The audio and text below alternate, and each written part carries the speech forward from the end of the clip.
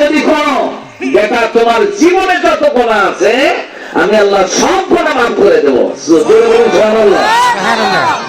আল্লাহ তাআলা বললেন, নবীজি ইয়া রাসূলুল্লাহ, শুধু এতটুকুই নয়, আমার ইমানদার বান্দা, আমার আদরের বান্দা বান্দীদেরকে বলে দাও তারা তওবা করলে গুনাহ মাফ করব। শুধু এতটুকুই নয়, ওয়া ইউদখিলাকুম জান্নাতিন তাজরি মিন তাহতিহাল আনহার।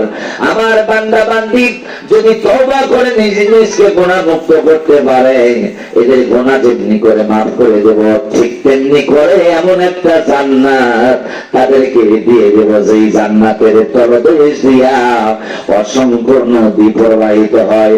চিৎকার দিয়ে কন্যা সুবহানাল্লাহ। কি চমৎকার ঘোষণা! আল্লাহ বলছেন তওবা কর। আপনি বলতে পারেন, হুজুর আমি তো হাজি মানুষ, তওবা করবো কেন? হুজুর আমি তো নামাজি মানুষ, আমি তওবা করবো কেন?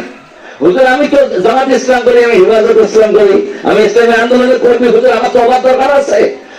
তওবার দরকার আছে কি নাই এটা তো আল্লাহ থেকে কেউ ভালো বেশি বোঝে না।